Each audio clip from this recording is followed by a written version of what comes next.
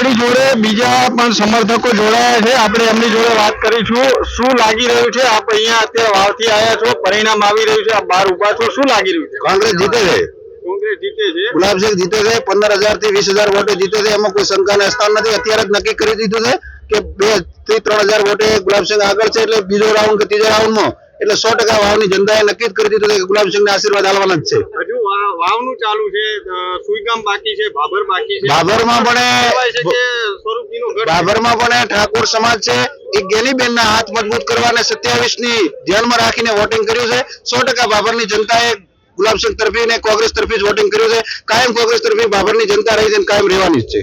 હરૂપજી જીતે છે, હરૂપજી સ્વરૂપજી જીતે છે। અત્યારે તો શરૂઆતના રુઝાનમાં આગળ છે। બધે 18 આલમે હરૂપજીને વોટ આલ્યા છે અને બીજેપીની સરકાર છે, કેન્દ્ર પર પણ નરેન્દ્રભાઈની સરકાર છે, ગુજરાતમાં સરકાર છે અને 100% હરૂપજી જીતવાના। બીજા સમર્થકો જોડાયા છે। આ એક અત્યારે માહોલ દેખાઈ રહ્યો છે। ગુલાબસિંહ કેમ? ગુલાબસિંહના એવા કયા કામો છે કે જેના લીધે વાવની પ્રજા એમને ફરીથી ચૂંટવા જઈ રહી છે? ગુલાબસિંહ એક તો નાનામાં નાના માણસનો હોય, અડધી રાતે ફોન કરો ફોન ઉપાડે છે, પહેલો પ્રશ્ન। પછી 2.5 વર્ષ થરાદની અંદર પોતે ધારાસભ્ય રહ્યા, ત્યારે કામગીરી ખૂબ સારી કરી। ધારાસભ્યની સેવક થઈને કામગીરી કરી। જ્યારે અડધી રાતે ફોન કરો ત્યારે ઓફિસે ન જવું પડે, તમારે ત્યાં જ આવી જાય। પછી કોરોનાની મહામારી હતી, ભાઈનો ભાઈ હગો નતો, બાપનો દીકરો હગો નતો, ત્યારે સાહેબ ઓક્સિજનના બાકડા હોય, ત્યારે દવાખાનામાં દાખલ કરવાનો હોય માણસને, ત્યારે ખૂબ મદદ કરી છે।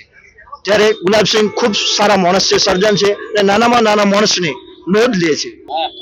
અત્યારે જે પ્રમાણે શરૂઆતના 3-4 રાઉન્ડમાં કોંગ્રેસ આગળ છે, તો સ્વરૂપજી ઉપર હજુ તમને કેટલો ભરોસો કે જીતશે? અમને ફૂલ ભરોસો છે, કારણ કે એ એરિયા એમની સમાજનો છે અને એ એરિયામાં તો એમના થોડી આગળ રહેશે, પણ જેમ જેમ ભાભર સાઈડ આવશે તેમ તેમ અમારી મેજોરિટી વધવાની છે અને મત વધવાના છે અને સ્વરૂપજી ઠાકોરનો 100% બીજેપીનો વિજય થવાનો છે।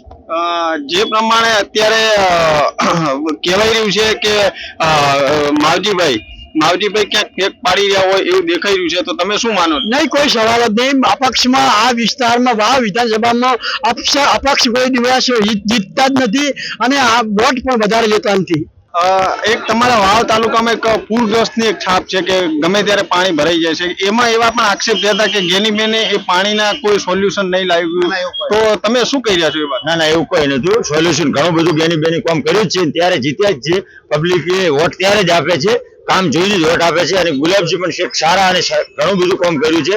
થરાદની અંદર પણ ઘણું બધું કર્યું છે। કોરોના વખતે પણ ઘણું બધું કામ પબ્લિકની વચ્ચે રહી અને પોતાની ગાડીની અંદર બાટલા લઈ અને પબ્લિકને નાનામાં નાના ગરીબ માણસની સેવા કરેલી છે, એટલે 100% ગુલાબસિંહ જીતશે અને કોંગ્રેસ જીતે છે। સ્વરૂપજી લગભગ 17 થી 18,000 વોટથી જીતે છે। મેજોરિટી અમારી ઠાકોર સમાજની ભાભર વિધાનસભાની અંદર જ્યારે બૂથ ખોલશે ત્યારે ગુલાબસિંહને ને માવજીબાને ખબર પડશે કે શું મતદાન છે। અત્યારે એમના વિસ્તારની અંદર જે બૂથ પહેલા રાઉન્ડમાં છે, બીજા ત્રીજા રાઉન્ડમાં એ ખોલેલા છે, પણ અત્યારના હવે ચોથા રાઉન્ડમાં અમારા શરૂઆત થાય છે, એટલે 17 થી 18,000 વોટે સ્વરૂપજી જીતશે અને ગુજરાત સરકારની અંદર કાલે 15 શપથ વિધિ થશે MLA ની અમારી, એટલી ખાતરી આપો। જે રીતના તમે કીધું કે ઠાકોર સમાજના વોટ છે, બરાબર છે, તો ગેનીબેનનો પણ એક ગઢ છે ભાભર। જો જ્ઞાનીબેન નો પ્રશ્ન લાવે વ્યક્તિગત પ્રશ્ન છે, આમાં રાજકીય કોઈ પણ અમારો પ્રશ્ન છે નહીં। આમાં રાજકીયની અંદર કોઈ વ્યક્તિગત પ્રશ્ન લાવવાનો કોઈ અધિકાર છે જ નહીં। હમણાં વાત થઈ રહી હતી, અંદર ગણગણાટ થઈ રહ્યો હતો કે ફટાકડા કે રોકેટ ફોડવા, એટલે કેટલા રાઉન્ડમાં ને કેવી રીતની તૈયારી છે તમારી? હવે એમાં એવું છે કે હજી હાલ તો 5 થી 6 રાઉન્ડ બાકી છે, પછી ગણના છે અને 15 રાઉન્ડ પછીનું રોકેટ છોડીએ। જીતનું રોકેટ છોડવા જઈ રહ્યા? આ જીતનું જ ગુલાબસિંહ જીતે જ છે। આપણી જોડે એક સરપંચ જોડાયા છે ગામના, આપણે એમને વાત કરીશું। શું માહોલ શું લાગી રહ્યો છે? હવે ભાભર તાલુકાની 2 જિલ્લા પંચાયતો છે અને ભાભર સિટી છે, બરાબર? એટલે ભાભર તાલુકો દેવનો આથરો ગામ એમ ભાજપનો ગામલ પડ્યો છે અને કહેવત છે ને કે ગાય તો ગમે અહીંયા ફરે પણ હા ધનરાજ ઠાકોર એ પ્રમાણે વોટ આલે છે સ્વરૂપજીને, એટલે સ્વરૂપજી મોટી લીડથી જીતવાના છે।